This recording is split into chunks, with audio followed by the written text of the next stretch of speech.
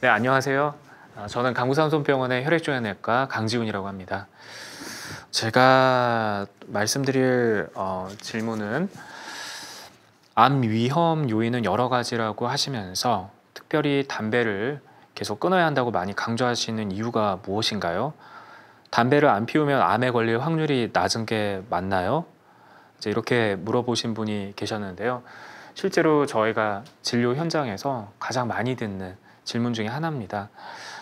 이제 담배하고의 암과의 관련성에 대해서 잠깐 말씀을 드리자면, 이제 담배 연기에는 우리가 이제 흔히 뭐 수천 개에 해당하는 그런 여러 화학 물질이 들어있다고 알려져 있고요.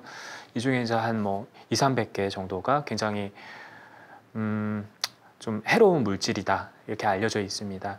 그 중에서도 한 70개 정도가 이제 암 발생과 좀 관련이 있는 물질이다라고 이제 알려져 있는데요. 어떤 암과 관련이 있는지에 대해서는 이제 사실 여러 연구들이 이전부터 있었고요. 2004년도에 이제 한 논문이 발표가 됐고, 이제 기존의 여러 데이터들, 담배와의 그런 그러니까 흡연과 암과의 발생과 관련이 있었다라는 여러 이제 데이터들에 좀 더 신빙성을 좀 더해주는 그런 논문 발표가 있었는데, 그 논문 발표에서 우리가 이제 결과를 좀 보자면 대장암, 두경부, 식도, 그다음에 신장, 간암, 또 하부 요로, 그러니까 뭐 요관이라든지 아니면 방광, 그리고 뭐 가장 잘 알려져 있는 폐암, 뭐 중피종, 그다음에 또 일부 혈액암 중에서도 골수성 백혈병, 이런 것들이 흡연과의 연관성이 있다고 이제 보고가 되었습니다. 사실 그러면 담배를 피지 않으면 암 발생률이 낮습니까? 라고 물어보시는 분이 계시는데, 사실 비흡연자에 비해서는 당연히 흡연자가 암에 걸릴 리스크는 높은 거죠. 하지만 이제 우리가 암을 유발할 수 있는 요인들은 여러 가지가 있습니다. 그러니까 흡연뿐만 아니고 흡연은 이제 그 여러 가지 원인들 중에 하나를 차지하는 것 뿐이고요. 또 그런 원인들은 우리가 어떻게 통제를 할 수 없는 원인들도 있고요. 이렇게 지금 흡연처럼 우리가 통제를 하면 리스크를 조금이나마 낮출 수 있는 그런 원인들이 또 있는 거죠. 그렇기 때문에 의사들이 금연을 권하는 이유가 바로 여기에 있습니다.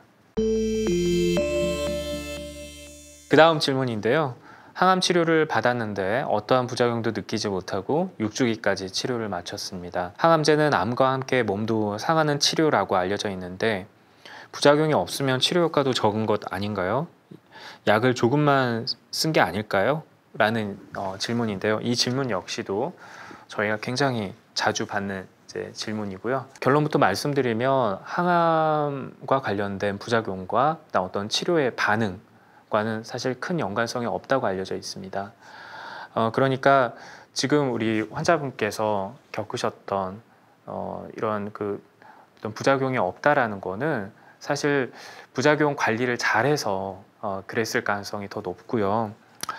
일부 뭐 예외가 있기는 합니다. 일부 암종에서는 어떤 특정 약제가 어떤 꼭 이런 증상뿐만 아니라 혈액소견이라든지 이런 것과 관련해서 반응과 좀 연관성이 있다라는 그런 보고들도 물론 있습니다만, 이제 일반적으로 뭐 입이 심하게 헐다든지 이러한 것들이 꼭 없다고 해서 반응이 없는 게 전혀 아닙니다.